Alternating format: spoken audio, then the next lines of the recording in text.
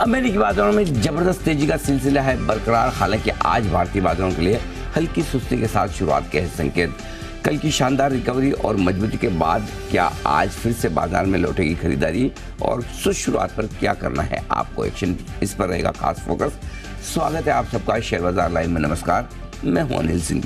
नमस्कार, मैं हूं दीपांशु भंडारी। एक्शन आपकी स्क्रीन पर होने वाला है, भरपूर होने वाला है। मिड वीक ट्रेडिंग सेशन आ गया हमारे आगे और अनिल सर की टाई तो आपको हिंट दे ही रही है क्या होने वाला है आज बाजार में। एक सरप्राइज आउट परफॉर्मेंस कल हमने ग्लोबल मार्केट्स में देखी, बट उससे बड़ी सरप्राइज आउट परफॉर्मेंस हमने कल क्रिकेट पिच पर देखी। जबरदस्त लग रहा था अफगानिस्तान जीतने वाला है, एक बड़ा शॉक और इस वर्ल्ड कप में देने वाला है। ग्लेन मैक्सवेल आ गए। बिल्कुल, और कल के मैच से ढेर सारे टेक अवेज हैं और वो क्रिकेट के मैदान पर तो यही है, लाइफ में भी बहुत कुछ सीखने के लिए। सबसे पहले तो ये बताना चाहता हूँ कि जब आपके 7 विकेट गिर जाएं और 2 ओवर में 3 बार आउट होने के खतरे मैक्सवेल पर भी थे जो जीवन दान मिले। मतलब अगर आपको लाइफ मौका देती तो उस मौके को आपको किस तरह से आगे बढ़ाना चाहिए, ये कल की पारी से सीखना चाहिए। तो ये बड़ा लाइफ लेसन है। दूसरी बात, आप जब हेल्दी हो, वेल्दी हो, स्वस्थ हो, मस्त हो, तब तो अच्छा प्रदर्शन करते ही हैं। लेकिन आपके क्रैम्प्स हो, चलने में मुश्किल हो रही, बुलंद भागना तो बड़ी मुश्किल बात है, तब आप कुछ ऐसा कमाल कर पाते हैं। यानी कि आप मुश्किलों में अगर कुछ बढ़िया प्रदर्शन करते तो उसकी बात ही कुछ अलग होती है। तीसरी और इम्पोर्टेंट चीज़ ये कि कभी हार न मानने का जज्बा। नहीं तो बड़ा आसान था कि ग्लेन मैक्सवेल भी कह देते हैं अभी तो 30 और 35 और बाकी है, रन इतने बनाने 200 से ज़्यादा होने वाला तो है नहीं, चलो मैं भी टाइम पास करके चल सकता हूँ। लेकिन वहाँ से उन्होंने हार नहीं मानने का जज्बा जो दिखाया और अंत तक वो खेलते रहे। 6 मारकर डबल सेंचुरी बनाना, तो ये तो गजब है। लेकिन मैच ऑस्ट्रेलिया ने जीता है, मैच बिल्कुल 100% जीता है, लेकिन अफगानिस्तान ने भी दिल जीता है सर, और ग्लेन मैक्सवेल ने दोनों ही मैच और दिल दोनों जीता है। लेकिन अफगानिस्तान ने भी ये बताया कि टीम सामने कोई भी हो, कितनी भी बड़ी हो, कड़ी टक्कर देता है सर। बड़ा देख के डरना नहीं, आई थिंक छोटा देख के पीटना नहीं। करेक्ट। इस वर्ल्ड की मतलब फाइंड ऑफ, अगर वो जीतते सेमीफाइनल में पहुंचते एक बहुत बड़ी बात होती। लेकिन किसी भी लिहाज से अफगानिस्तान का प्रदर्शन इस वर्ल्ड कप में वर्ल्ड चैंपियन से कम नहीं है। एब्सोल्युटली। ऐसा देश जहाँ पर स्टेडियम नहीं है, जहाँ घरेलू क्रिकेट नहीं खेली जाती है, राइट, वहाँ पे कोई डोमेस्टिक क्रिकेट नहीं है। बाहर जाकर खेलते हैं, इंडिया में ट्रेन होते हैं। लेकिन क्या गजब का परफॉर्मेंस उनका भी आया कि हम भी अगर मेहनत करें तो जीत सकते हैं। ऑस्ट्रेलिया को एक बार तो बिल्कुल मतलब और बड़ी हार देने वाले थे। अगर वो जीत का परसेंटेज देखता 87% जीत का परसेंटेज अफगानिस्तान। बट यही क्रिकेट है, यही गेम है। तो लेकिन कल का मैच यादगार एक और लिहाज से दीप 1983 में तो आप अवतरित हो गए थे। नहीं सर। हाँ, तो आप तो हाँ, मैं तो पैदा हो गया था, लेकिन मैं अनफॉर्चुनेट में क्या था, सभी थे कि 1983 में हमारे लीजेंड कपिल देव साहब ने जिम्बाब्वे के अगेंस्ट में एक पारी खेली थी, 175 रनों की नॉट आउट पारी। और वो तब हुआ था जब 18 रन पर 5 विकेट भारत के उड़ चुके थे, और उसके बाद उन्होंने नॉट आउट 175 मार के जिताया। अगर उन्होंने मैंने उस, अच्छा बाय द वे, वो जो मैच था वो टेलीकास्ट ही नहीं हुआ, क्योंकि उस दिन शायद 2 मैच थे, तो ये वाला मैच टेलीकास्ट, क्योंकि इंडिया जिम्बाब्वे कौन देखेगा टाइप ऐसा। सो उसकी रिकॉर्डिंग नहीं है। सो अगर जिस किसी ने वो मैच मिस किया है कपिल देव साहब का, जिसमें उन्होंने 175 नॉट आउट बनाकर जिताया 5 विकेट गिरने के बाद, कल वो पारी देख ले। I am sure Kapil Dev साहब ने कुछ ऐसे ही किया होगा उस वक्त 1983 में। एग्जैक्टली वही पारी थी। So hats off to Glenn Maxwell, hats off to even Afghanistan. जोरदार, मजा आ गया। वर्ल्ड कप का बढ़िया मैच था ये। One of the best match we have ever seen. Absolutely. तो चलिए अच्छे नोट पर करते हैं शुरुआत। कल शाम बढ़िया रही, आज सुबह भी बढ़िया दिख रही है। अंजी बताएं आज के ट्रिगर्स क्या कह रहे हैं बाजार? बढ़िया है दीप, लगातार 8वें दिन आप अमेरिकी बाजारों में देख रहे हैं। लगातार 7 दिन से डाउ 7 दिन से बंद हो रहे हैं लगातार। डाउ 7 दिन और नैस्डैक 8 दिन। वन ऑफ द बिगेस्ट तेजी है, 2 साल की सबसे लंबी तेजी है। आप जो नैस्डैक में देख रहे हैं, हर निशान में बंद होने में कामयाब रहे। लेकिन हमारे काम का जो बड़ा ट्रिगर है वो है कच्चा तेल, $81 के आसपास आ चुका है। ये बड़ा पॉजिटिव है हमारे बाजारों के लिए। तो भले ही डाउ नैस्डैक कम ज़्यादा बढ़े, लेकिन कच्चा तेल इसी स्पीड से घटता है, तो हमारी ऐसी मजा मतलब देखने लायक होती है हमारे चेहरे पे। ये पावर ग्रिड नंबर्स ठीक है, कमिंस के भी नंबर्स जो कैपिटल गुड्स स्पेस में नंबर्स ठीक आते हैं, तो कमोबेश नंबर्स कल जो आए मिले जुले और थोड़े बेहतर साइड पे हैं, कहीं कोई एक्सीडेंट है नहीं। अपोलो टायर्स ने शानदार नतीजे पेश किए हैं। वही जो सेकंड हाफ की इस अर्निंग सीजन की आ रही है, रेयर होता है बट नंबर्स तो अच्छे हैं, तो नतीजों का तो अनिल जी से पूरा विश्लेषण लेना ही है रोज की तरह, यहाँ पर तो फोकस करेंगे। बट थोड़ा समझाएं सर, कल क्योंकि जब हमारे बाजार बंद हो रहे थे तो लग रहा था कि ऑलरेडी 6 दिन डाउ ऊपर है, 7 दिन नैस्डैक ऊपर है, थोड़ा सुस्त सेशन हो सकता है, फ्यूचर्स नीचे उस समय ट्रेड कर रहे थे, कोई ऐसे शाम के लिए बड़े ट्रिगर्स नहीं थे। उसके सामने ऑलमोस्ट 1% नैस्डैक ऊपर बंद हुआ है, बॉन्ड यील्ड आपकी फिसली है, चल क्या रहा है अमेरिकी बाजार? क्यों आपको क्यों जानने में इंटरेस्ट है? छोड़ो ना, जाने दें। मतलब जब आपके ग्रीन में दिख रहे हैं नैस्डैक, तो ओवर एनालाइज क्यों कर दिख रहा है, तो ज्यादा जरूरत से ज्यादा विश्लेषण सही बात है। अगर मैं करूंगा तो आपको अच्छा नहीं लगेगा। अच्छा नहीं लगेगा इसीलिए बोल रहा हूँ। फिर हमारे बाजारों पे बात। लेकिन कल अमेरिकी बाजारों का रिएक्शन बड़ा सरप्राइजिंग था जी। हुआ ये दीप कि कल जो हम बंद हुए 100 पॉइंट नीचे डाउ फ्यूचर्स थे, वो सही थे, वो गलत नहीं थे एक्चुअली। डाउ कायदे से कल घटना चाहिए था। क्यों घटना चाहिए वो मैं बताता हूँ आपको। कल फेड के 4 अलग अलग सदस्यों के अलग अलग बयान आए और 4 के चारों ने ना बयान खराब वाले दिए। खराब इन द सेंस कि महंगाई बहुत ज़्यादा है जी, और ये भूल जाओ कि ब्याज दरें और नहीं बढ़ेंगी। तो बहुत साफ कहा कि महंगाई 2% लानी है और 2% अभी जल्दी से आती हुई दिख नहीं रही, और जब तक 2% नहीं आती है ब्याज दरें बढ़ने का खतरा है। चारों ने यही बोला, खतरा है। अब सोचो, अगर ब्याज दरें बढ़ने का खतरा है, 4 सदस्य बोल रहे एक ही दिन में, एक ही दिन में, हाँ, तो फिर आप बॉन्ड और 10 बेसिस पॉइंट घट के कैसे आ सकते? कल तो गिरना चाहिए था, बल्कि बाजार को गिरना चाहिए, बाजार गिरना चाहिए, बॉन्ड यील्ड गिरने चाहिए, बॉन्ड यील्ड बढ़ने चाहिए, बॉन्ड यील्ड घट के आए और 10 बेसिस पॉइंट 4.57 के आसपास गए, 4.65 से। डॉलर इंडेक्स हल्का सा सुस्ती रहा है। कच्चा तेल खैर घटा है, वो हमारे लिए फ़ायदे की बात है, वो डिमांड घटने की उम्मीद से है कि थोड़ी डिमांड कम होगी इस बार, उस वजह से घटा है, तो वो एक अपनी फंडामेंटल रीजन है। और दूसरा है कि इजराइल हमास को लेकर कोई खास बड़ी ख़राब खबर और नहीं आई, तो उस वजह से थोड़ा कच्चा तेल नीचे आया। लेकिन मज़े की बात देखिए, इस वक्त जो इंटरेस्टिंग चीज़ चल रहा है वो ये है कि बॉन्ड मार्केट और अमेरिका के फेड के बीच में टसल चल रही है। यस, टसल क्या चल रही है? जो तुम बोलोगे हम उसका उल्टा करेंगे। पहले क्या हो रहा था? पहले बॉन्ड मार्केट बढ़ाया जा रहा, मतलब बॉन्ड यील्ड्स बढ़े जा रहे थे, ठीक है, बॉन्ड यील्ड्स बढ़ रहे हैं और फेड कह रहे थे कि हम पोज कर रहे हैं, जल्दी से नहीं बढ़ाएंगे। फेड की कमेंट्री में कोई बदलाव नहीं आ रहा, लेकिन बॉन्ड यील्ड बढ़े जा रहे हैं। बॉन्ड मार्केट मान के चल रहा है कि ब्याज दरें बढ़ेगी। फेड चेयरमैन की कमेंट्री आई, आपको याद है मैंने तब भी बोला था, ये इन सबको डंडा मारेंगे, सिखाएंगे कि भाई मैं हूँ सेंट्रल बैंक का चेयरमैन, तुम लोग नहीं हो। Exactly. मैं जैसे बोलूँ वैसे चलो, है ना। तुम कौन है डिसाइड करने वाले? बॉन्ड मार्केट कौन है डिसाइड करने वाला कि ब्याज दरें बढ़ेगी? उन्होंने सबको ठंडा कर दिया। ट्रू। अब सब ठंडे होकर नीचे आए, 5% से 4.5% पे आ गए, राइट। अब फेड के सदस्य कह रहे हैं कि ब्याज दरें बढ़ाएंगे, बॉन्ड मार्केट बोलता नहीं बढ़ेगी। बॉन्ड मार्केट दोनों उल्टा जाने के चक्कर हो गए, पता नहीं क्या चक्कर है। मतलब बॉन्ड मार्केट का रिएक्शन फेड के संकेतों के विपरीत चल रहा है। Yes sir. अब इसमें क्या होगा जी, आगे जो होना है आज हो जाएगा। आज हो जाएगा? हाँ। क्यों? आज इसलिए होगा दीप कि 4 सदस्यों के बाद आज फेड चेयरमैन का भाषण फिर से, अच्छा, है ना, वो जेरेमी पावेल साहब बोलेंगे। अब जेरेमी पावेल साहब 2 तरीके से बोल सकते हैं जी। एक तो ये कि जो उनके 4 सदस्यों ने जो कुछ बोला है उनके हिसाब से वही बोले कि नहीं हमें तो 2% लाना है, महंगाई को ब्याज दरें और बढ़ाएंगे, बढ़ने की गुंजाइश अभी भी है, उनके साथ रहे। लेकिन फेड चेयरमैन का मूड खराब हुआ कि तुम 4 लोगों को किसने बोला जाके बोलने के लिए इधर उधर? मैं बोलूंगा ना जो बोलना है, चेयरमैन मैं हूं कि तुम हो। ठीक है, हो सकता है, वो भी हो सकता है। अगर वैसा हुआ तो कुछ अलग बोलेंगे, ठीक है। दूसरा, अब उनको ये डिसाइड करना है कि सबक किसको सिखाना है, इन 4 सदस्यों को या अमेरिका के बॉन्ड मार्केट को। अगर अमेरिका के बॉन्ड मार्केट को सबक सिखाना है कि भाई मेरे 4 मेंबर बोल रहे हैं कि ब्याज दर, तुम नीचे कैसे कर रहे हो बॉन्ड डील को? सही बात है, ठीक है। अब मुझे नहीं पता वो क्या बोलेंगे, अंदाज लगाना मुश्किल है, लेकिन जो भी बोलेंगे आज काफी हद तक आपको क्लियर आ जाएगा कि फेड का व्यू क्या है।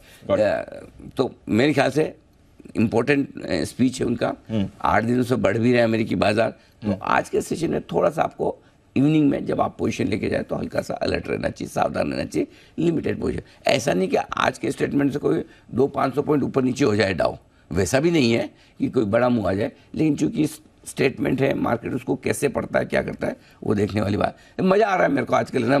एक ज़माने में ऐसा मज़ा मेरे को पहले तभी आता था जब ट्रम्प साहब थे। हाँ, वो रोज़ कुछ ना कुछ मसाला देते थे, पे कुछ डाल देते थे। आजकल अमेरिका के बॉन्ड मार्केट और जेरेमी पावेल साहब या फेड के सदस्य मुझे बड़ा मसाला दे रहे हैं, मज़ेदार सिचुएशन। रोज टॉकिंग पॉइंट दे देते, रोज़ टॉकिंग पॉइंट दे देते हैं, मज़ा आता है। ठीक है, चलिए तो आज शाम पावेल साहब के टॉकिंग पॉइंट्स पर भी हम रखेंगे नजर। बट इंटरेस्टिंग कमेंट्री, अच्छी बात है सर। अमेरिका में तो तेजी है। कल इंटरेस्टिंग एक्शन था क्योंकि कल जब हमारी भी बात हो रही थी तो हमारे लोकल फैक्टर्स पर ज्यादा फोकस था, ग्लोबल पर कम था।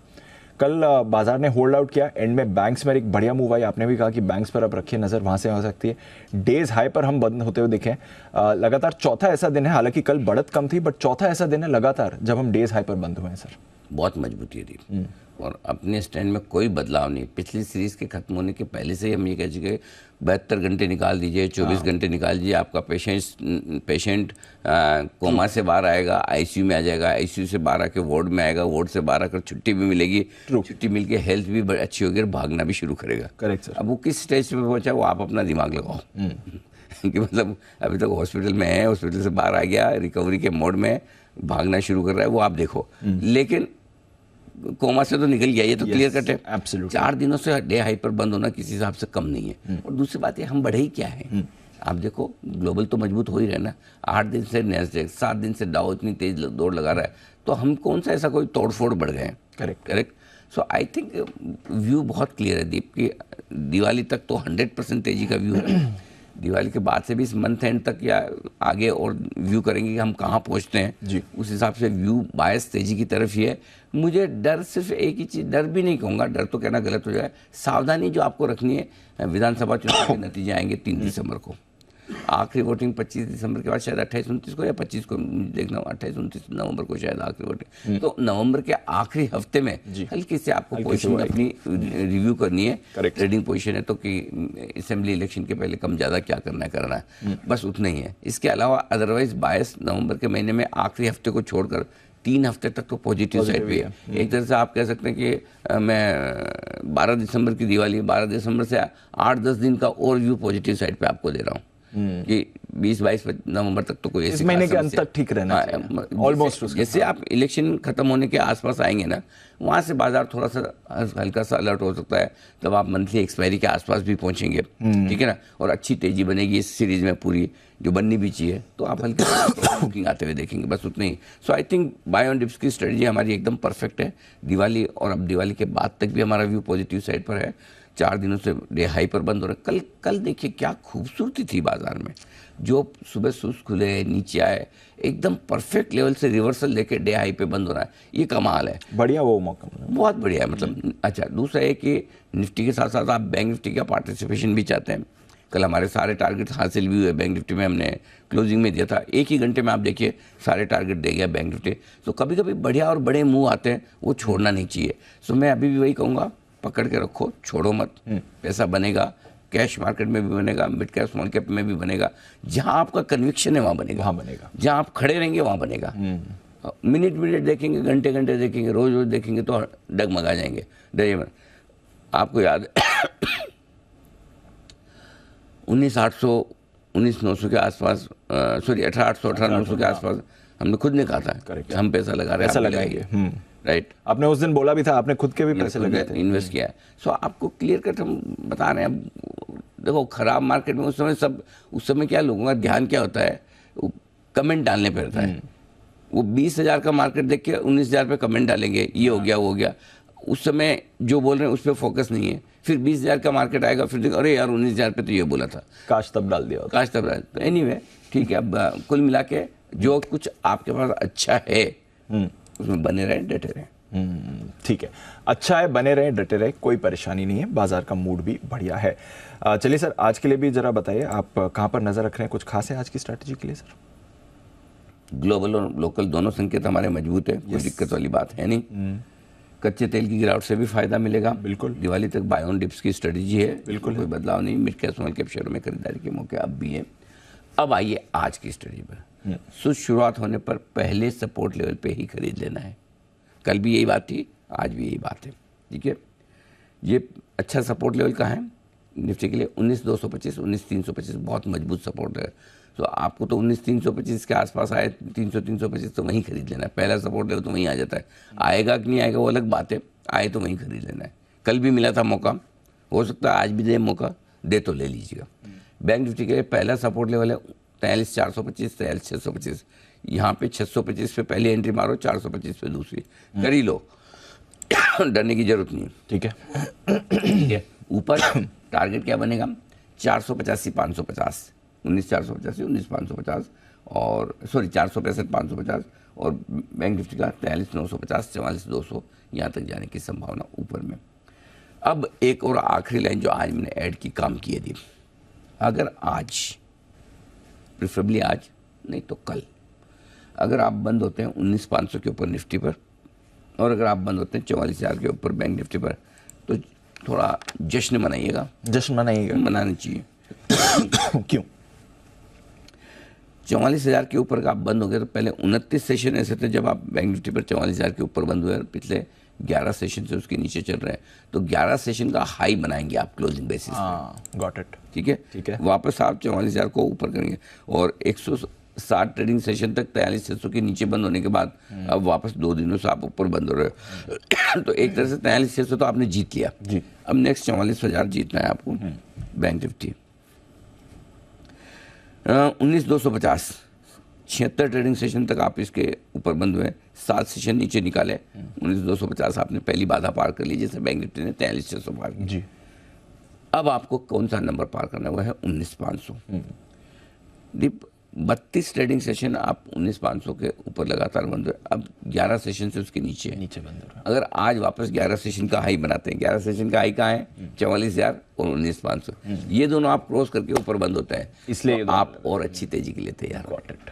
इंपॉर्टेंट 9:15 नहीं है, ध्यान रखो, याद रखो, इंपॉर्टेंट 3:30 है। 3:30 है। 3:30 बजे आप क्या करें? कल आप कहाँ दिन भर करके आए कोई मतलब नहीं, 3:30 पर डे हाई पर बंद हो रहे, इसका मतलब अगले दिन को लेकर आप पॉजिटिव हैं। Yes. और उसके बीच में रिस्क होती है, ओवरनाइट रिस्क होती है, समय लंबा होता है, फिर भी आपका कॉन्फिडेंस अगर वैसा है तो कहना ही क्या। कहना क्या, सही बात है। ये लेवल्स आपके लिए। Got it. आज के संकेत सर? 3 पॉजिटिव है, 3 न्यूट्रल है, गली की तरह सेम। ग्लोबल, DIs और सेंटिमेंट तीनों पॉजिटिव है। 19,300, 19,335 पहला सपोर्ट जोन, इसके नीचे जाने की भी संभावना कम है, यही काफ़ी है, फिर भी नोट कर करके 19,200, 275 स्ट्रॉन्ग बाय जोन है।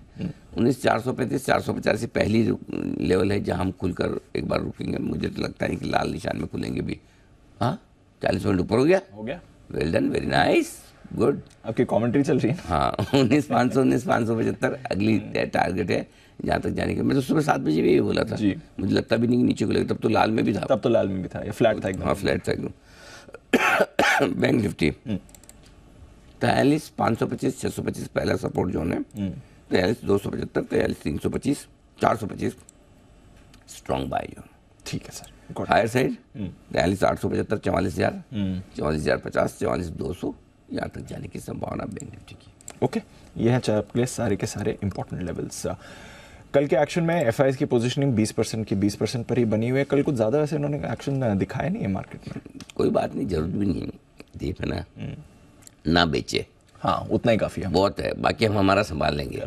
क्या वैसे तो इनकी सेलिंग भी संभाल ही रहे हैं, ऐसा नहीं संभाल रहे हैं। एग्जैक्टली। लेकिन मैंने कल भी एक वो इंटरव्यू किया था शाम को, पैनल डिस्कशन। तो मेगा पैनल था, 1 घंटे वाला था। नीलेश शाह साहब थे और साथ में मधु केला साहब और समीर अरोड़ा। किसी को डर ही नहीं इनको एफआईएस का। नीलेश भाई तो बोलते जितना एफआईएस आके बेचो उतना बढ़िया, नील भाई सस्ते में मिलता है माल, नहीं तो ये स्क्रीन से खरीदना पड़ता, कूद के लेना पड़ता है। हमारे पास पैसे की थोड़ी कमी है, कॉन्फिडेंस बदल गया है इंडिया का। एग्जैक्टली। एफआईएस डरते हैं हमारे लोकल फंड से, लोकल फंड वाले नहीं डरते ना, वो नहीं डरते, वो तो मौका ढूंढते, आओ बेचो हम ले लेंगे। सो ये बड़ा चेंज है। आज देखो ना क्या क्या साइज हो गई, 5 लाख करोड़ 7 लाख करोड़ की फंड की साइजेज हो गई। एग्जैक्टली। ठीक है, 46 लाख करोड़ की इंडस्ट्री हो गई है। कौन से एफआईएस से ये लोग कम है? 2-2 लाख करोड़ के इक्विटी फंड लेके बैठे हैं सर। तो कितनी ताकत है, और पैसा रोज आ रहा है। अच्छा, ताकत तो है कि आपने सब लगा दिया खत्म हो गए, लेकिन आपको पता है हर महीने आ रहा है। तो इसलिए आई थिंक कल ये इंटरव्यू हम एक बार फिर से चलाएंगे भी, बड़ा मजा आएगा आपको। बहुत ही बड़ा इंटरेस्टिंग इंटरव्यू है, बड़ी डीप इंसाइट है, कुछ बहुत बढ़िया थीम सेक्टर्स भी बताए हमारे एक्सपर्ट्स ने, जी। कहाँ बड़ा पैसा बनेगा, आपको कॉन्फिडेंस आ जाएगा। तो मेगा पैनल किया था कपिल जी ने, 1 घंटे का स्पेशल है, बताएंगे इसके बारे में भी आपको आगे। स्टॉप लॉसेस निफ्टी पे एक ही है 19,300 इंट्राडे क्लोजिंग, बैंक निफ्टी पर इंट्राडे 43,500 क्लोजिंग 43,300, थोड़ा सा दूर का है, कल बदल दूंगा। शॉर्ट साइड पे एक ही स्टॉप लॉस है 19,500 और बैंक निफ्टी पर 44,000, यही फॉलो करना है आपको, सिंपल, इसी के साथ रहिए। ठीक है, ठीक है। खरीदना है निफ्टी, अगर 19,300 की रेंज मिले तो कह रहे हैं कि आप बहुत बढ़िया, मिले तो वहाँ पर लीजिएगा जरूर, नहीं मिले तो फिर 19,300 के स्टॉप लॉस से खरीद लीजिए अगर फ्लैट खुले तो। टारगेट होगा आपका 19,385, 410 दो छोटे टारगेट होंगे और 435 तीसरा, ये तब जब नीचे खरीदे तो। आप सीधा ही अगर 19,300 के स्टॉप लॉस से खरीद रहे हैं तो 19,465, 485, 515, 550 तक के टारगेट के लिए खरीदारी करनी है। ठीक है सर। बेचना चाहते हैं 485 के आसपास, थोड़ा मूड माहौल देखें, अगर बेचना ही है, मन है बहुत ज़्यादा कि मैं तो बेचूंगा ही, तो आपके लिए 485 और 550 दो लेवल है जहाँ पे आप हल्की फुल्की बिकवाली कर सकते हैं, लेकिन स्टॉप लॉस आपका स्ट्रिक्ट 600 का होना चाहिए, ध्यान में रखें। टारगेट क्या बनेंगे 465, 435, 415, 3 विजिबल छोटे टारगेट हैं, बहुत ज़्यादा हो गया जिसकी संभावना कम है, तो 365, 340 और 315 तक के टारगेट प्ले करनी है आपको बिकवाली। Got it. नई पोजीशंस खरीदना है। बैंक निफ्टी बेस्ट रेंज 43, 425, 625 अगर आए तो, आएगा नहीं तो आपको 43,500 के स्टॉप लॉस से ही खरीद लेना है। ठीक है। अगर 100 पॉइंट भी नीचे मिल जाए कल की क्लोजिंग तो वहाँ से एंट्री पॉइंट आपका बन जाएगा। ओके। ये मैं इसलिए स्ट्रेटेजी के लेवल्स देता हूँ कि अब से लेकर सपोज 8 से 9:15 के बीच में कुछ भी कम ज़्यादा हो ये हो तो आपके पास लेवल्स रहने चाहिए। 43,250 स्टॉप लॉस होगा, 43,725, 825 दो छोटे टारगेट, 875, 950 दो मीडियम टारगेट, 44,000, 44,050 और 44,200 तक के बड़े टारगेट के लिए करनी है आपको खरीदारी। जो लोग बेचना चाहते हैं एग्रेसिव बेचने का मन ही है तो 44,000 के आसपास एक चांस ले लें, 43,950 से 44,050 की रेंज में बेचें और सीधा 44,200 का स्ट्रिक्ट स्टॉप लॉस लगा लें। अगर ट्रिगर हो जाए तो बोल देना गलती हो गई, माफ करो, आगे से नहीं बेचेंगे। ठीक है, काट लीजिएगा, शॉर्ट पोजीशन बने मत रहिएगा। ठीक है। 43,875, 825 दो छोटे टारगेट हैं, 750, 650 दो मीडियम टारगेट है, 550 और 425 तक के फाइनल टारगेट के लिए बिकवाली करनी है। ओके, ये है आपके लिए सारे इंपॉर्टेंट लेवल्स आज के लिए। GNFC बैन में बना हुआ है, कुछ बदलाव नहीं हो रहा है। आई थिंक ये सीरीज रेयर है, एक स्टॉक आया बैन में और अब तक एक ही स्टॉक बना हुआ है। कोई और इंपॉर्टेंट लेवल्स वायदा कारोबार के? बैंक निफ्टी की वीकली एक्सपायरी भी है सर। वायदा कारोबार के है ना दीप, 19,400 मेक और ब्रेक लेवल है, पुट और कॉल दोनों में 66 लाख शेयरों का ओपन इंटरेस्ट है। ठीक है। 19,500 पे हल्की फुल्की रुकावट है, 81 lakh share highest open interest है, 19,300 स्ट्रॉन्ग सपोर्ट, दोनों पिलर हो गए, 300, 500, 400 मिडफील्ड। बैंक निफ्टी बहुत बढ़िया इंटरेस्टिंग देता है, 43,500, 43,600 बहुत स्ट्रॉन्ग सपोर्ट निकल कर आ रहा है और ऊपर में 44,000 के आसपास हल्की फुल्की रुकावट बस। ठीक है, गॉट इट। चलिए, ये है आपके लिए सारे इंपॉर्टेंट लेवल्स आज की स्ट्रैटेजी। आइए स्टॉक्स पर भी विश्लेषण लेते हैं और अनिल जी ने आज भी कई सारे स्टॉक्स आपके लिए किए हैं आइडेंटिफाई। बिल्कुल, स्टॉक ऑफ द डे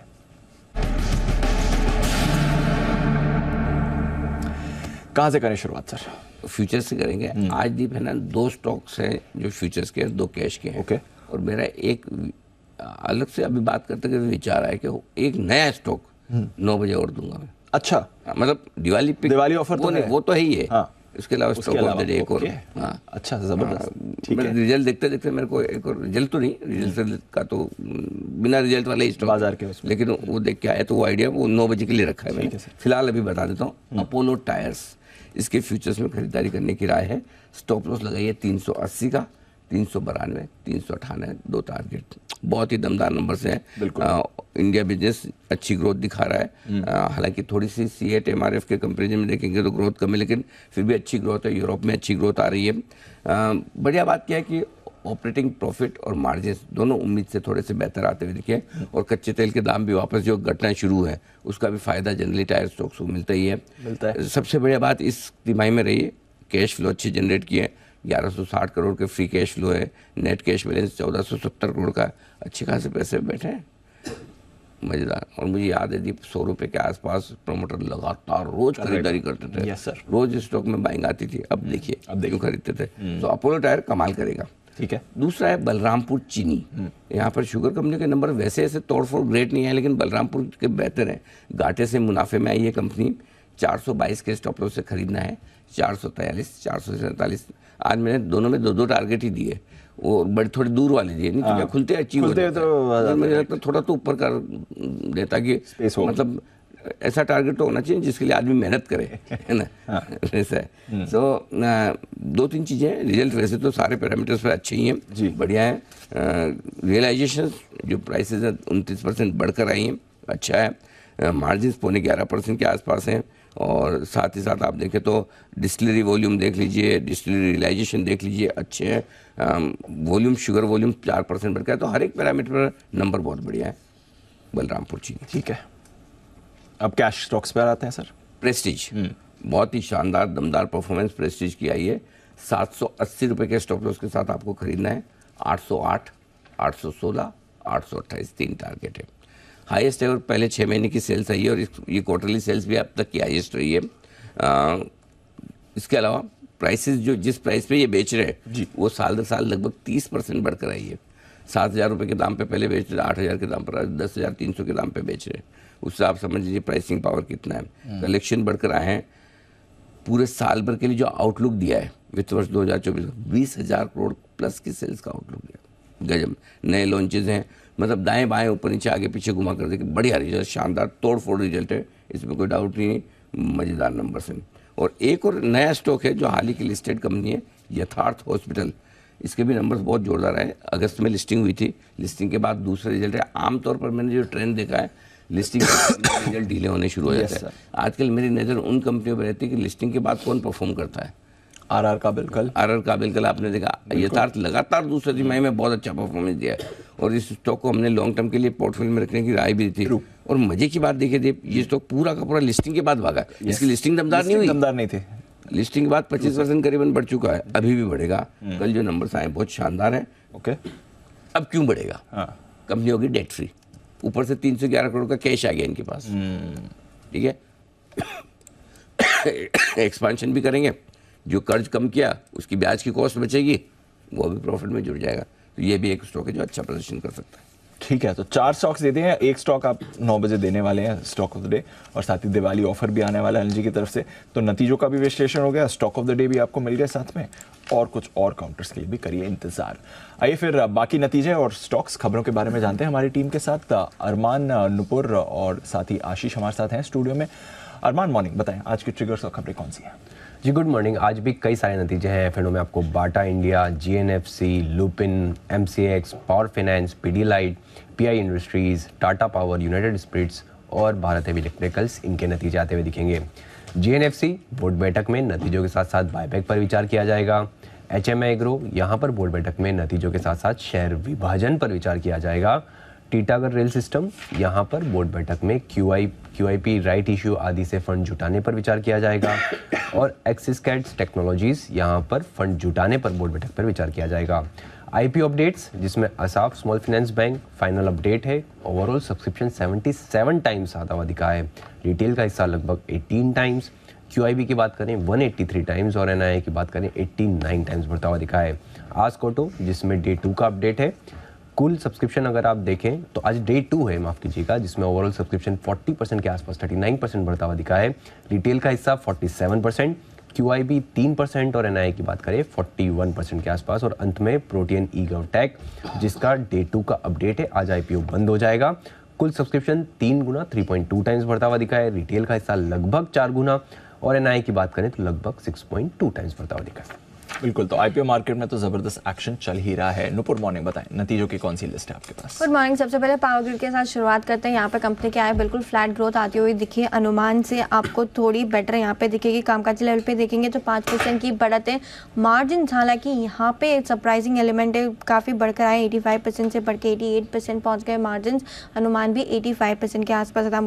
मुनाफा भी देखेंगे तो 4% की ग्रोथ आती हुई नजर आई है। हिंडाल्को आज फोकस में, नोवेलिस के नंबर्स आते हुए दिखे। कंपनी की आय देखें तो 14% से गिरकर आते हुए दिखे। एडजस्टेड एबिटा भी 4% की गिरावट दिखा रहा है और मुनाफा भी देखें तो 14% की गिरावट आपको यहाँ पे नजर आएगी। समय से पहले एबिटा गाइडेंस का लक्ष्य जो है वो हासिल किया है, तो नोवेलिस के चलते हिंडाल्को आज फोकस में रहने वाला है। कमेंट्स पे रखनी है नजर। बेटर देन एस्टिमेट्स नंबर यहाँ पे दिख रहे। कंपनी की आय बिल्कुल फ्लैट यहाँ पे ग्रोथ आती हुई नजर आई है। कामकाजी लेवल पे 16% की बढ़त दिखेगी। मार्जिन में 300 बेसिस पॉइंट का बड़ा एक्सपेंशन है। 15% से बढ़ के 18% पहुंच गया। मुनाफा भी देखें तो 30% की ग्रोथ यहाँ पर आती स्ट्रॉन्ग नंबर्स नजर आएंगे। वाई क्वार्टर ऑन क्वार्टर दोनों ही बेसिस पे कंपनी की आय करीबन 10% से गिरकर आती हुई दिखे, लेकिन कामकाजी लेवल पे मुनाफा देखें तो 11% की ग्रोथ यहाँ पे आई है और मार्जिन 14% से बढ़ के 17% पहुंच गए और क्वार्टर ऑन क्वार्टर बेसिस पे भी देखेंगे तो 5% से मार्जिन बढ़कर इस क्वार्टर में आते हुए दिखे। IRCTC यहाँ पर भी कंपनी की आय में 24% की ग्रोथ नजर आ रही, कामकाजी लेवल पे 21% की ग्रोथ है। मार्जिन एक्सपेंशन यहाँ पे हालांकि थोड़ा कम आपको दिखेगा, 37% के मार्जिन आते हुए दिखे, अनुमान जो था वो 35% के आसपास का था। तो IRCTC आज फोकस में रहने वाला है। और लास्ट में श्री सीमेंट, जहां पे कंपनी के नतीजे मोस्टली इन लाइन ही नजर आ रहे। कंपनी की आय देखिए तो 21% की ग्रोथ आती हुई दिखी, कामकाजी लेवल पे 66.5% की ग्रोथ आपको दिखेगी। मार्जिन 19.5% के लेके चल रहे थे, 19% के आसपास आते हुए दिखे और मुनाफा भी देखें तो यहाँ पे आपको 445 करोड़ के अनुमान के अगेंस्ट 490 करोड़ आते हुए दिखा है। तो मोस्टली इन लाइन नंबर से श्री सीमेंट की तरफ से। अरमान बताएं आपके पास कौन से नतीजे? जी, ग्रीव्स कॉटन के नतीजे आते हुए दिखे। कंपनी अगर देखें, कंपनी को जो मुनाफा था उसके बदले घाटा आता हुआ दिखा है। हालांकि उनका एक एक्सेप्शनल लॉस है इस करंट क्वार्टर में 380 करोड़ का। आय की बात करें 4% बढ़कर आई है, मार्जिन 6.2% से इंप्रूव होकर 6.4% पर आते हुए दिखे हैं।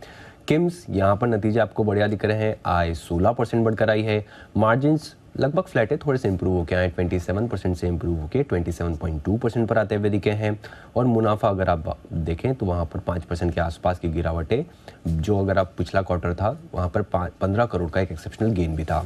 GSFC आय 25% बढ़कर आई है, पर मार्जिन में बड़ा कट है, 15.7% से गिरकर सिर्फ 7.6% पर आते हुए दिखे हैं। मुनाफे में 8% के आसपास की आपको बढ़त आती हुई दिखी है। मिधानी यहाँ पर नतीजे आपको कमज़ोर दिख रहे हैं। आय तो हालांकि 26% बढ़ी है, पर मार्जिन्स आधे होते हुए दिखे हैं, 32.4% से गिरकर 16% पर आते हुए दिखे हैं। और मुनाफे में भी इसलिए इसके चलते लगभग 58% के आसपास गिरावट दिख रही है। रेड इंडस्ट्रीज़ कंपनी को जो पहले घाटा था, अगर आप देखें तो कुल मिला के आय जो है वो तो 25% गिरकर आई है, मार्जिन जो है 15.5% से गिरकर 6.8% पर आते हुए दिखे हैं। स्टोवक्राफ्ट यहाँ पर आय लगभग 7% गिरकर आती हुई दिखी है, मार्जिन्स में यहाँ पर भी कट है 11.3% से गिरकर 10.5% पर। और मुनाफा देखें तो मुनाफे में भी 36% के आसपास की गिरावट दिखेगी।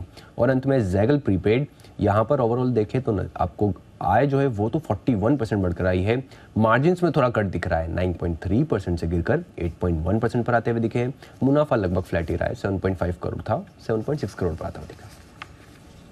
ओके, ये है आपके लिए सारे के सारे नतीजे। नुपुर, खबरें कौन सी हैं ये भी बताइए। बिल्कुल, वोल्टास के साथ शुरुआत करते हैं। कल जो खबर आई थी आफ्टरनून में, वहाँ पे कंपनी की तरफ से क्लैरिफिकेशन आते हुए दिखा है। कंपनी ने कहा है कि वोल्टास होम अप्लायंस की बिक्री की खबर को गलत बताया कंपनी ने, तो वोल्टास फोकस में रहने वाला है। इंटरग्लोब एविएशन पे रखनी है नज़र, क्योंकि कंपनी ने parade and Whitney metal issue का प्रिलिमिनरी इम्पैक्ट का अनुमान लगाया है, जहाँ पे कंपनी का कहना है कि Q4 में करीबन 35 एयरक्राफ्ट और ग्राउंडेड हो सकते हैं।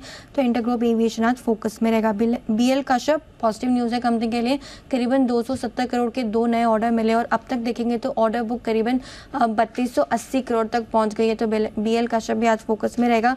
SJVN पे रखिएगा नज़र, क्योंकि उत्तराखंड पावर कॉरपोरेशन लिमिटेड से 200 मेगावाट सोलर पावर खरीदने के लिए लेटर ऑफ इंटेंट मिलते हुए दिखा है। कंपनी का भी बड़ा लक्ष्य 2026 तक 12,000 मेगावाट और 2040 तक 50,000 मेगावाट की कैपेसिटी का एक्सपैंड करने का कंपनी का लक्ष्य। तो SJVN भी आज फोकस में रहने वाला है। 2 स्टॉक है जहाँ पे रखनी है नज़र, टेक्समाको, जहाँ पे पब्लिक लिस्टेड शेयर होल्डर्स ने करीबन 0.2% हिस्सेदारी घटाई है, 16% से घटा के 14.5% रह गई हिस्सेदारी। ओपन मार्केट के जरिए ट्रांजैक्शन हुआ था 6 तारीख को, तो ये स्टॉक फोकस में रहेगा।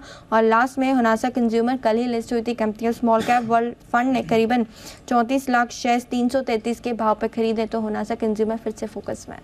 बिल्कुल, पहले ही दिन एक्शन में था मामाअर्थ का स्टॉक भी। आइए फोकस करते हैं आज की सारी ब्रोकरेज रिपोर्ट्स पर। FIR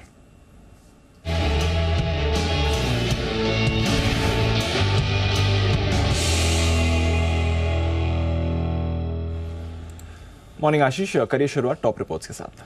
good morning Deepanshu. सबसे पहले पार्क ग्रिड यहाँ पर मॉर्गन स्टैनली ओवरवेट की रेटिंग को बरकरार रखे हुए हैं, 208 रुपये का भाव और टारगेट भी एकदम एग्जैक्ट 208 रुपये का है। हिंडाल्को यहाँ पर भी अगर आप देखें तो नोवेलिस के नतीजों के बाद स्टॉक फोकस में रहेगा। सीएलएसए खरीदारी की राय दे रहे 575 रुपये के लक्ष्य के लिए मान रही। प्रॉफिटेबिलिटी में अगर आप देखें तो नोवेलिस की में लगातार इंप्रूवमेंट देखने को मिला है और जो गाइडेंस से पहले एबिटा प्रति टन हासिल किया ये भी अपने आप में काफ़ी बेहतर है। जेफरीज खरीदारी की राय दे रहे 575 के लक्ष्य के लिए और मैक्वायरी ने आउट परफॉर्म की रेटिंग दी है, 562 रुपये का टारगेट दिया है।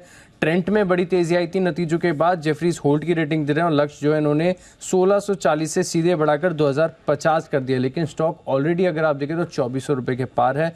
Shri cement Morgan Stanley equal weight की रेटिंग को बरकरार रखें, 26,686 का भाव चल रहा है, 25,000 का इन्होंने टारगेट दिया है। जेफरीज ने होल्ड की रेटिंग दी है 22,700 रुपये के लक्ष्य के लिए। अपोलो टायर्स यहाँ पर भी नतीजों का इम्पैक्ट है, इक्वल वेट की रेटिंग दी है मॉर्गन स्टैनली ने, 398 का टारगेट, 394 रुपये का भाव चल रहा है, 384 का माफ करिएगा। इन्फोएज यहाँ पर भी आप देखिए नतीजों का इम्पैक्ट है, जेपी मॉर्गन न्यूट्रल की रेटिंग को बरकरार रखे हुए, जो टारगेट है 4,600 से बढ़ाकर 4,750 कर दिया है। सिटी बिकवाली की राय दे रहे हैं 4,040 रुपये के लक्ष्य के लिए। गोल्डमैन सैक्स ने भी बिकवाली की राय दी, 3,900 रुपये का टारगेट दिया और नोमेरा खरीदारी की राय दे रहे हैं और लक्ष्य 5,130 से बढ़ाकर 5,210 रुपये कर दिया है। कमेंट्री के लिहाज से अगर आप देखें तो नोमेरा की रिपोर्ट खास लग रही है, मान रहे कि नॉन रिक्रूटमेंट बिजनेस जो है काफ़ी अच्छा कर रहा है, काफ़ी समय से 99 एकड़ जो है रोबस्ट रिकवरी यहाँ पर आपको देखने को मिली है। इसके चलते ईपीएस के अनुमान में ज़्यादा नहीं 1% की बढ़ोतरी इन्होंने की है। अल्केम लैब यहाँ पर भी नतीजों का इम्पैक्ट है, जेपी मॉर्गन ओवरवेट की रेटिंग को बरकरार रखें और जो टारगेट है 3,985 से बढ़ाकर 4,525 कर दिया है। जेफरीज ने हालांकि अंडर परफॉर्म की रेटिंग दी है 3,600 रुपये के टारगेट के लिए और मैक्वायरी भी अंडर परफॉर्म की रेटिंग दे रहे हैं। जेफरीज मान रहे हैं कि जो गाइडेंस कंपनी की तरफ से आई है इसमें कुछ भी एक्साइटिंग नहीं है और इंडिया बिजनेस की बात की जाए तो यहाँ पर इनका अनुमान से कमज़ोर प्रदर्शन देखने को मिला, लेकिन एक्सपोर्ट्स के माध्यम से आप देखें तो ओवरऑल बीट यहाँ पर आया है। मैक्वायरी ने अंडर परफॉर्म की रेटिंग दी और मान रहे कि नतीजे हर पैमाने पर अगर आप देखें तो अनुमान से काफ़ी बेहतर है। ओके, तो ये तो है कुछ टॉप रिपोर्ट्स। और कौन सी रिपोर्ट्स हैं आशीष? दीपांशु, जाइडस लाइफ साइंसेज यहाँ पर सीएलएसए की तरफ से रिपोर्ट है, आउट परफॉर्म की रेटिंग को बरकरार रखा और जो टारगेट है 490 से बढ़ाकर 660 कर दिया है। जेफरीज होल्ड की रेटिंग दे रहे हैं, टारगेट प्राइस इन्होंने भी 10 रुपये से बढ़ाया है। नोमेरा खरीदारी की राय दे रहे 747 रुपये के टारगेट के लिए और नतीजों के आधार पर मैक्वायरी का मानना है कि काफ़ी मिक्स्ड देखने को मिला है, हालांकि रेवेन्यू और एबिटा जो है इनके अनुमान से 8% की कमी यहाँ पर आपको देखने को मिली है। नोमेरा खरीदारी की राय दे रहे हैं 747 रुपये के लक्ष्य के लिए। एचपीसीएल यहाँ पर नतीजों का इम्पैक्ट ऑलरेडी आ चुका है, मॉर्गन स्टैनली अंडरवेट की रेटिंग दे रहे हैं, 249 रुपये का टारगेट दिया है। सिटी ने खरीदारी की राय दी और जो टारगेट है 320 से घटाकर 300 कर दिया, 280 रुपये के करीब का भाव चल रहा है। सोबा डेवलपर्स यहाँ पर खास नजर रखेगा, सीएलएसए खरीदारी की राय दे रहे हैं और जो लक्ष्य 734 से बढ़ाकर 918 कर दिया है। जेफरीज ने भी खरीदारी की राय दी है, टारगेट 700 रुपये से बढ़ाकर 900 रुपये का कर दिया है। मान लीजिए कि प्री सेल्स के हिसाब से अगर आप देखें, कलेक्शन के हिसाब से या फिर डेट रिडक्शन के लिहाज से तिमाही काफ़ी स्ट्रॉन्ग देखने को मिली है। अनुपम रसायन जेफरीज अंडर परफॉर्म की रेटिंग को बरकरार रखें और जो टारगेट है 860 से घटाकर 825 कर दिया, 923 रुपये का भाव चल रहा है। और अंत में ऊनो मिंडा, यहाँ पर नोमेरा की तरफ से रिपोर्ट आई है, खरीदारी की राय को बरकरार रखा है और जो लक्ष्य 732 से बढ़ाकर 737 का दिया है, 583 रुपये का भाव चल रहा है। मानने की कामकाजी तौर पर अगर आप देखें तो जो नतीजा है इनके अनुमान से काफ़ी बेहतर देखने को मिले। ईवी की ऑर्डर बुक है, नए ऑर्डर विन्स हैं, लाइट, स्विचेस, अलॉय व्हील, सभी सेगमेंट्स में अगर आप देखें तो सस्टेनेबल ग्रोथ यहाँ पर देखने को मिली है। इसके चलते मान रहे कि आगे जाकर करीब 23% CAGR की ग्रोथ यहाँ पर देखने को मिलेगी। ओके, तो ये है आपके लिए सारी की सारी रिपोर्ट्स। इन रिपोर्ट्स के दम पर आगे दिखेगा आपको भरपूर एक्शन। आइए इसी एक्शन को बढ़ाते हैं आगे। वक्त है हमारे एक्सपर्ट से मुलाकात करने का। Pick of the day.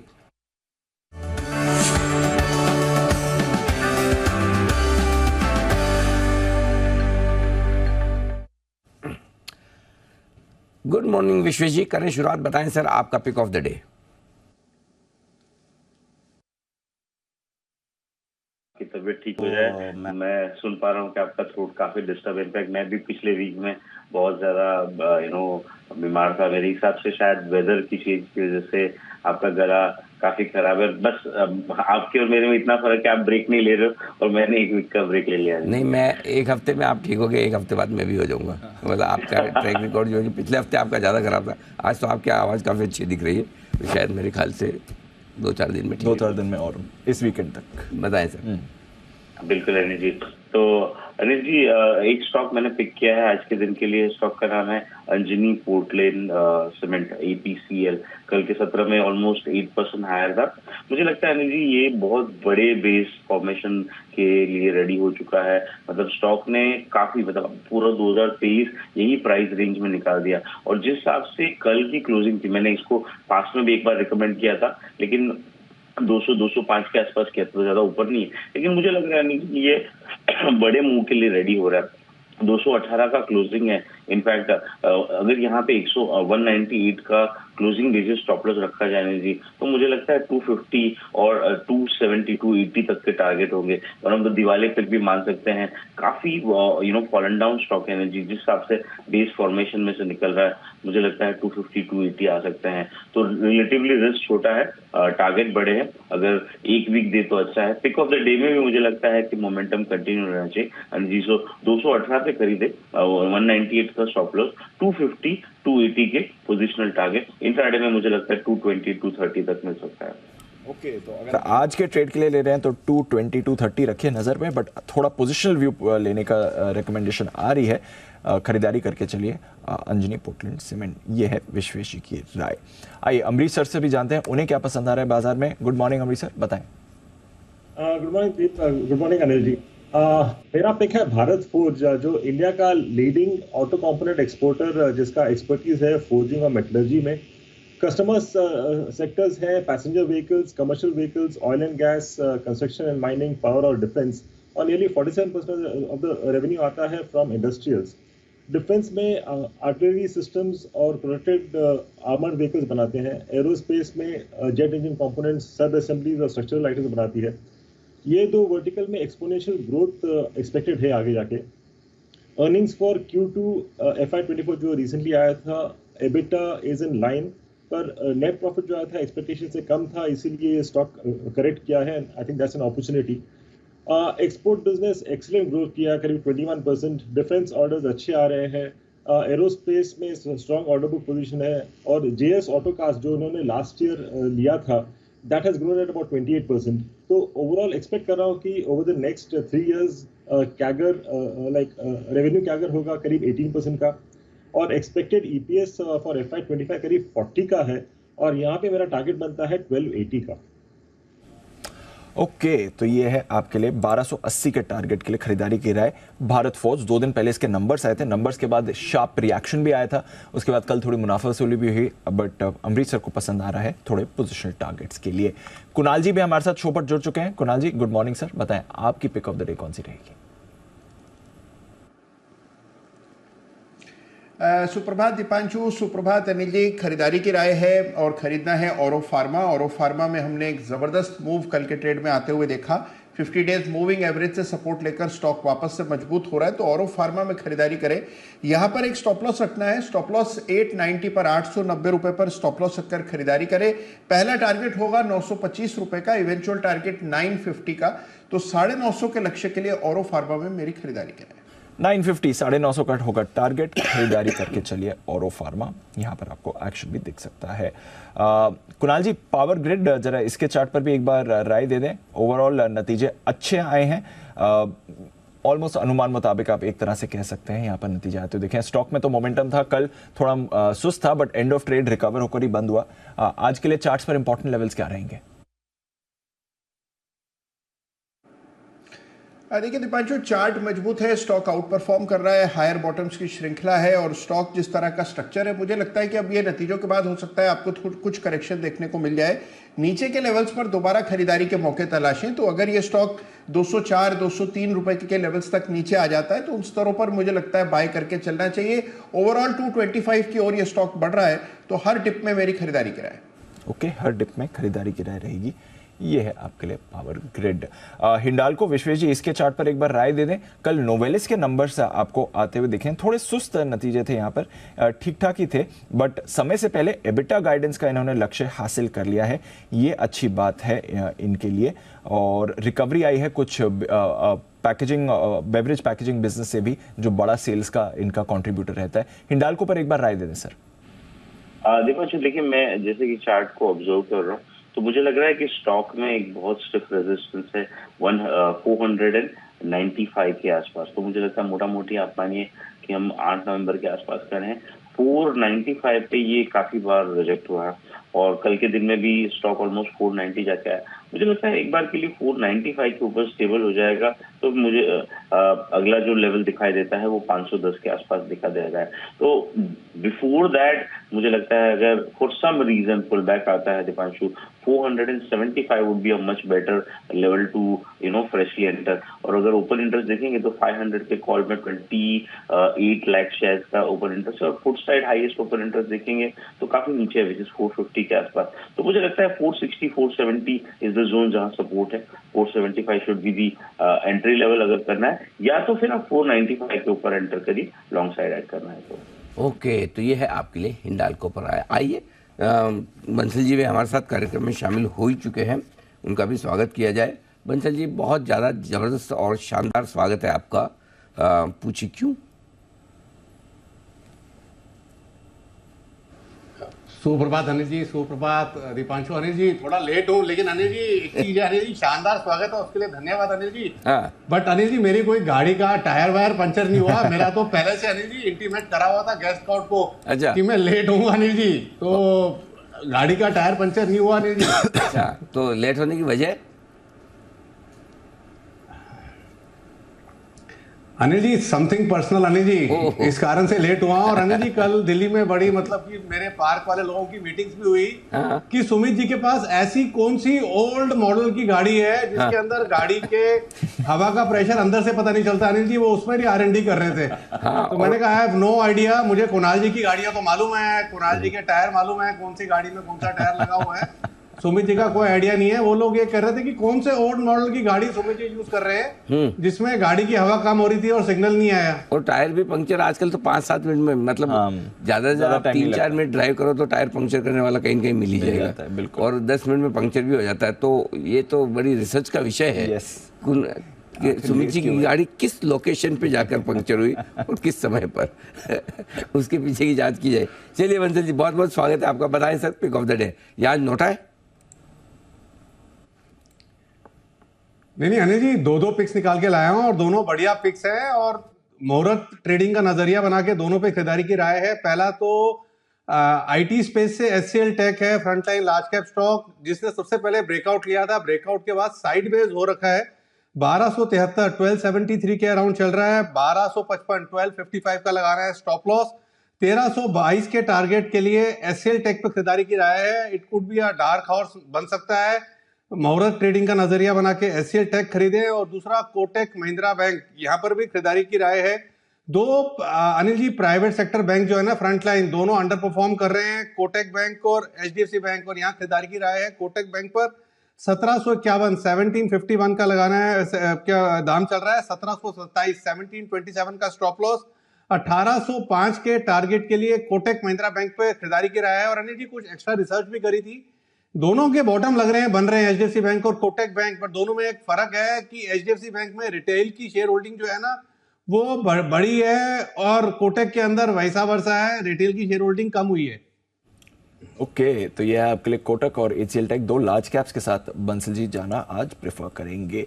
Amritsar Cummins, इस पर आपकी राय लेनी है। नतीजे वैसे ठीक ठाक आए, थोड़ा रेवेन्यू गिर कर आए, 2.5% रेवेन्यू में कमजोरी रही, बट ऑपरेशनली नंबर्स ठीक थे, मार्जिन एक्सपेंशन भी देखा है। डोमेस्टिक और एक्सपोर्ट्स दोनों पर थोड़ा प्रेशर हमने आते हुए देखा, इसलिए रेवेन्यू इनका गिर कर आया है। जरा एक बार राय दें सर कमेंट्स पर।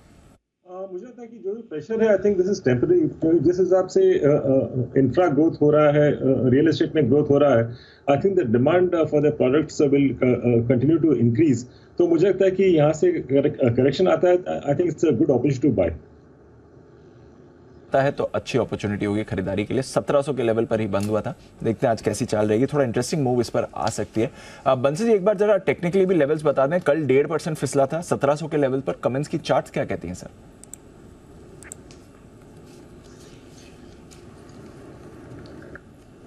दीपांशु चार्ट्स देखें तो चार्ट्स न्यूट्रल हैं, साइडवेज जोन में स्टॉक ट्रेड कर रहा है। नीचे में देखें तो 1685 एक सपोर्ट है। तो टेक्निकली दीपांशु अगर देखें तो कुछ करेंगे नहीं, यहाँ पर थोड़ा सा वेट एंड वॉच करना चाहिए। 1725 के ऊपर निकलेगा तो खरीदारी की राय होगी। और टेक्निकली 1674 1600 74 के नीचे निकलेगा तो ब्रेक डाउन है। 1674, 1725 इन दोनों लेवल्स पे नजर रखनी चाहिए। जिस भी डायरेक्शन में डिसाइसिव ब्रेकआउट या ब्रेकडाउन हो उस डायरेक्शन में ट्रेड करने की राय होगी। ओके ये है आपके लिए कमेंट्स। देखते हैं आज कैसे व्यू आता है, बट अगर आप फंडामेंटली अप्रोच कर रहे हैं तो फिर बाय ऑन डिप्स की स्ट्रैटेजी ही इसके लिए अच्छी रहेगी। IRCTC, इस पर भी अमृतसर की भी राय लेंगे। एक बार पहले चार्ट चेक विश्वेश जी से लेना चाहूंगा। विश्वेश जी, नंबर्स थोड़े अनुमान से बेहतर आए हैं, बाकी रेलवे के मुकाबले इसने कुछ ज्यादा खास नहीं किया है, बट कल 1.5% ऊपर बंद हुआ है डेज हाई पर नतीजों से पहले। आज बताएं सर, इंपॉर्टेंट लेवल्स क्या बनते हैं IRCTC के लिए? दीपांशु, स्पेसिफिकली आपने आज के लेवल पूछे हैं तो मैं कहूँगा कि 673 एक इंट्राडे सपोर्ट है। अगर यहाँ मिलता है तो मेरे हिसाब से इंट्राडे एंट्री करनी चाहिए। और जहाँ तक अपमूव की बात करते हैं दीपांशु, तो मुझे लगता है कि फॉर एनी रीज़न अगर अपमूव आता है तो 693 तक रहना चाहिए। तो मोटा मोटी बाय ऑन डिप्स का ही व्यू रहेगा 673 के आसपास। इस रेंज के बीच में मुझे लगता है दीपांशु स्टॉक बहुत ज़्यादा नहीं करेगा। 673 आए तो खरीदना चाहिए, 693 जाए तो बेच देना चाहिए। ये रेंज है आज के लिए। ओके ये है आपके लिए IRCTC।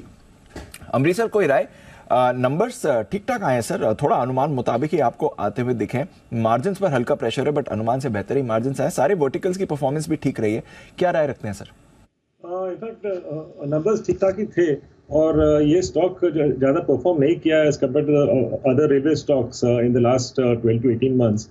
तो उस हिसाब से मैं बोलूँगा कि लुकिंग एट द अर्निंग्स ये स्टॉक अभी लेना चाहिए again with 12 to 15 month view, क्योंकि मुझे लगता है कि यहाँ से at least it should give a return of about 20 to 22%। यह है आपके लिए IRCTC। आज इंटरेस्टिंग एक्शन रह सकता है। श्री सीमेंट, यहाँ पर भी एक बार रखेंगे नजर। कुणाल जी एक बार चार्ट पर राय दे दे। सीमेंट स्टॉक्स वैसे रिसेंटली थोड़ा एक्शन में आ गए हैं, इसके लिए इंपॉर्टेंट लेवल्स क्या है? देखिए चार्ट मजबूत है दीपांशु। स्टॉक में हम लगातार एक अच्छा मोमेंटम देख रहे हैं पिछले 3-4 सत्रों से, और मुझे लगता है कि और ऊपर जाने की इसमें पूरी ताकत है। केवल एक हर्डल मुझे नजर आती है और ये 27,000 रुपए के आसपास का एक लेवल है, जहां पर कि पहले भी हमने इसको कई बार रेजिस्टेंस लेते हुए देखा है।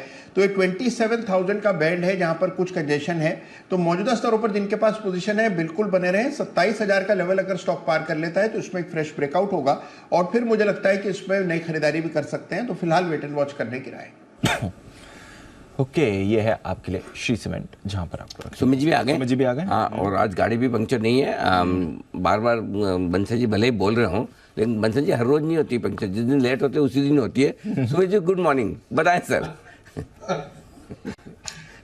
गुड मॉर्निंग अनिल जी, गुड मॉर्निंग जी। नहीं अनिल जी बिल्कुल भी ये सब चीजें हमारी होनी चाहिए, समझते नहीं है। मैं वही समझा रहा था आपके आने के पहले, लेकिन बार बार पूछते कौन सा मॉडल है जिसमें पता नहीं चलता गाड़ी में टायर में हवा कम है, कौन सी जगह पे हुई, कितनी बजे हुई, आसपास कौन था, ये सब पूछ रहे थे। मैंने कहा मैं चेक करके पूछ के बताऊंगा। जी sir. Anil ji pick of the day के बात जी, pick of the day Anil ji, यहाँ पे जो स्टॉक चार्ट्स के ऊपर बढ़िया दिख रहा है वो है सिप्ला। सिप्ला के अंदर यहाँ से ऊपर का मूव देखने को मिलना चाहिए। 1215 के आसपास सिप्ला के अंदर खरीदारी करें। 1190 इसके अंदर नीचे में स्टॉप लॉस बनेगा। ऊपर के अंदर जो इसका पहला टारगेट देखने को मिल सकता है वो है 1240 का, दूसरा टारगेट 1260 का। तो 1190 के स्टॉप लॉस से सिप्ला में खरीदारी करें 1240 1260 के टारगेट्स के लिए। ओके तो यह है आपके लिए सिप्ला 1240 1260 के टारगेट के लिए खरीदारी करके चले।